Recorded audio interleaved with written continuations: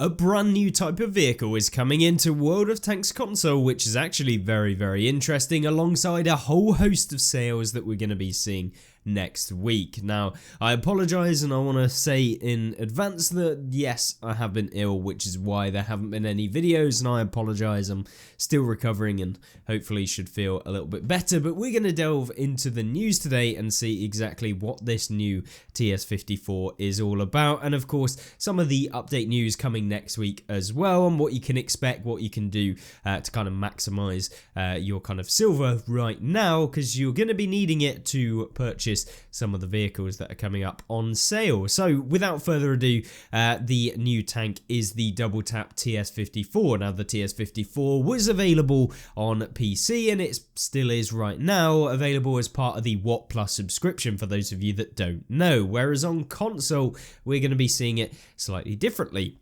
And on PC, the TS54 is a double kind of barreled vehicle that is able to fire multiple shells in one go, either as a kind of combined shot or fire in a single shot mode where you fire the right barrel and then you fire the left barrel, and of course you can reload those combined or individually. So this is kind of what the tanks are. If you've seen the 703-2, we now have the double barreled vehicles in World of Tanks console, and so we're going to be seeing more of those come out during the next couple of months, I expect, and we'll see the full Soviet vehicles coming out as well, including the ST2.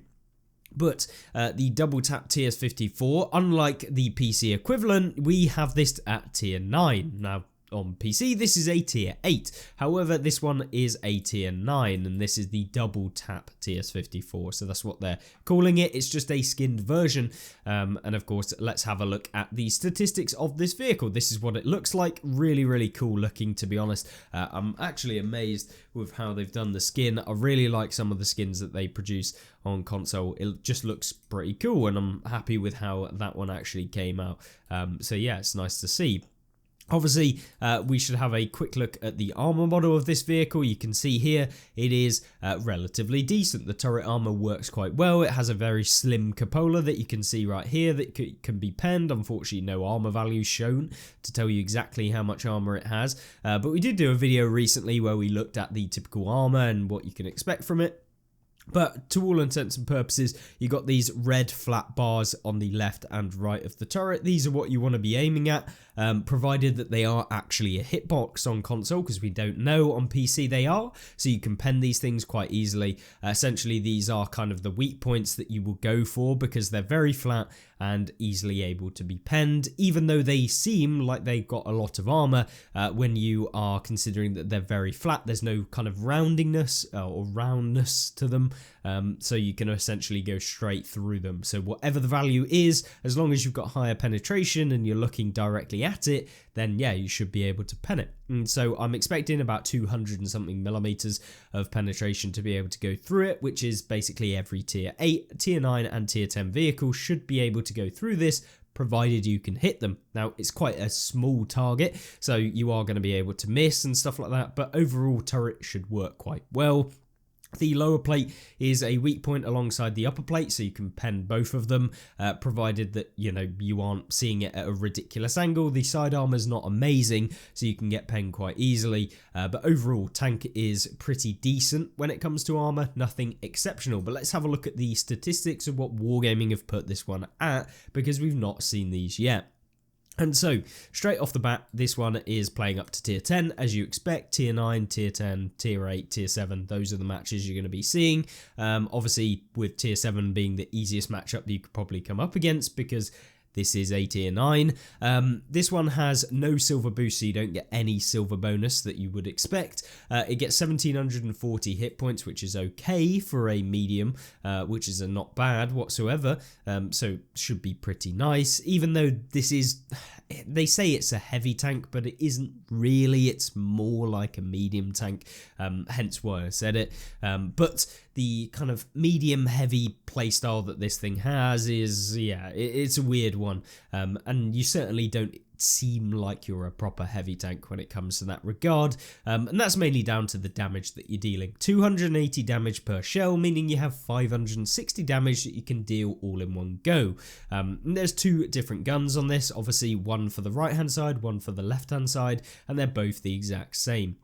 But essentially they reload in tandem, so when you fire both of them at the same time, they'll reload on the same time. You can fire one of them and then keep the other one reloaded for when another opponent comes around, etc. There's so many different ways that you can play these kind of double-barreled vehicles and make them work. But overall, 40 kilometers an hour top speed is decent. It's nothing exceptional. You're not going to be kind of blitzing around the battlefield, but it's not insanely bad. And so for kind of like this medium heavy playstyle that it's going to be playing as, yeah, not too shabby, but yeah, definitely could have done with a bit more speed, I think, in order to make it somewhat kind of more useful in a lot of situations, because 12 power to weight ratio is not very good. It is okay, but yeah, it's definitely not the best that you're going to be seeing. So just keep that in mind when you're thinking about playing this vehicle, that it is going to take a while to accelerate up to the top speed. You have 8 degrees of gun depression, however, which is very good, and so you should be able to work it on a ridgeline. It will also make the turret armor slightly better as well, which is great for this vehicle. But moving on then, so what does this gun actually feature? Well, the standard penetration of the tank is 240mm, which is okay, but for a tier 9 medium / heavy tank, you are going to struggle to come up against a lot of those tier 10s and also some of the tier 9 heavy tanks, things like the Maushan, the super heavies, the type 4s, that sort of thing. 240 pen is not fantastic, and so you are going to bounce quite a few rounds off of tanks like that, and combine that with the relatively okay accuracy, but not insane 0.36 here, it is going to be a little bit lackluster in that department as well, so that you may end up bouncing quite a few with this, and so I wouldn't expect it to be very kind of consistent with reliably penning those heavier vehicles in the game. But when it comes to dealing with medium tanks and stuff like that, this should be pretty good, and I wouldn't have any issues, to be honest with you, when it comes to dealing with a lot of mediums, light tanks and stuff like that, and this should be pretty good at being able to do that. However, obviously you do get premium rounds in this tank, but they're not actually particularly insane either. They got 284mm that you can see right here, and so it's okay, but it's certainly, once again, when you're coming up against the super heavily armored vehicles, you are going to basically be in that stage where you have nothing you can do against them unless you can get around them, and essentially all you have to do is try and leave the flank and go somewhere better to deal with vehicles you can pen, which is a significant disadvantage when you are playing a heavy tank. And so yeah, you have to be very careful with what you're fighting and being very aware, which is why this tank probably isn't the best for some of the players that haven't really been used to playing double barrel vehicles, if you've not played the 703-2, and for players that haven't really played that kind of low alpha guns on a heavy tank. So things like, for example, the British heavy tanks leading up to the Super Conqueror, having the lower alpha than you do with some of the Soviets, and made even worse with this one where you've only got 280 damage per shell. But obviously when you're firing it both at the same time, you can deal 560 damage, which is quite nice. But my main problem with this tank is, although you are a tier 9 and you're supposed to be this medium heavy playstyle, it only has a 2100 damage per minute total, meaning that you are not particularly going to be able to deal a ton of damage. It reloads in 8 seconds, which is okay, but obviously if you're firing both at the same time, it's gonna be kind of mediocre. Now obviously when you're using these things correctly, you've got 2 of them, you've got 2 guns, but often you will miss one of your shells, or maybe it won't go where you aimed and that sort of thing, and it's going to significantly impact how you're going to be able to play it. But I'll be very interested to jump in this vehicle and see what it's like. Obviously let me know what you guys think about the statistics that Wargaming have chosen to go with this tank compared to the PC version. version, or maybe you've played both, or maybe you've played neither. Yeah, let me know what you think about this tank. It should be quite interesting to see. But yeah, overall, nothing stunning me with regards to this vehicle, but view range of it, 390 meters, is okay. Once again, going to be able to spot quite a few opponents. And then we've got signal range of 745 meters, you know, the drill.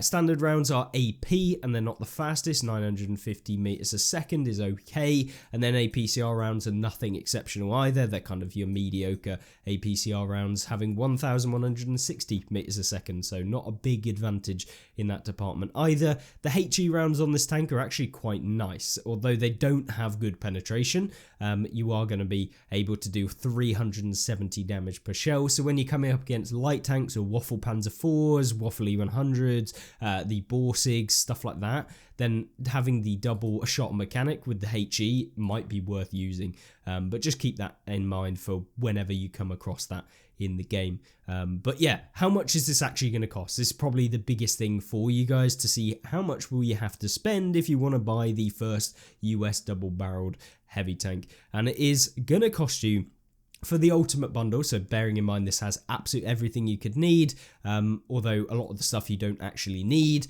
I'm talking about equipment, gun stabilizer, traction system, improved ventilation. We don't need those, but with the tank and some boosters and these kind of equipment, it's 17,600 gold. So it's very expensive to be able to purchase. It's costing around about £55 to £60, which is like what, $70 or something insane just for one vehicle. Bearing in mind it's a tier 9, so that's why they've kind of increased the price over some of the other kind of tier 8 tanks that we usually see. It's a heavy tank as well, which means that they charge a little bit more usually than a medium tank. I don't know why they do that, but they do.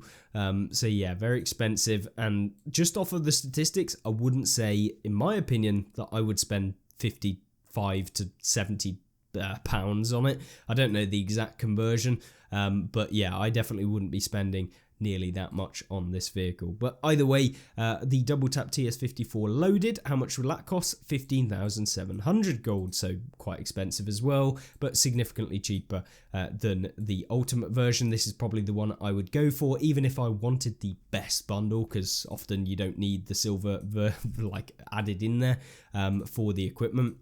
And so yeah, this is probably the one, if I wanted the better bundle combined with the premium time and etc., this is the one I'd go for. But that's 15,700 gold, and so very expensive again. And then the standard version is 14,300 gold, so costing you just over £40, I think, to be able to purchase this one. So still very expensive, but yeah, it seems like Wargaming's pricing at the moment is just going up and up and up with some of these premium tanks. But yeah, it is a tier 9, so I guess there's that. But the double-barreled tap, or the double tap TS54 heavy tank, yeah, I think it could be an interesting one, but I'm going to try it out and we'll see from there as to what I actually think of the tank. Is it going to be way better than I'm thinking? Is it going to be kind of exactly what I'm thinking it's going to be as a mediocre heavy tank, or is it going to be absolute garbage and 100% should avoid it? Well, we'll check it out when it comes into the game on Tuesday. So that is next week on Tuesday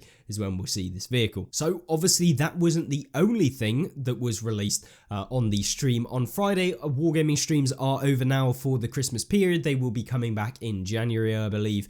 So obviously we're now kind of left to our own devices over the next coming weeks.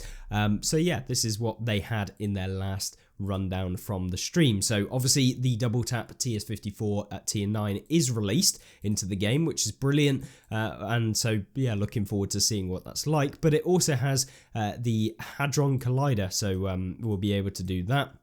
Mrs. Klaus is joining the fight as well, so you'll be able to pick up the Mrs. Klaus, as you can see right here. I wonder what they were going for with this skin.